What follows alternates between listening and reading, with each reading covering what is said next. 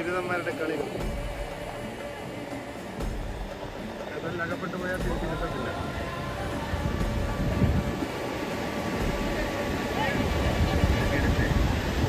കണ്ടോ?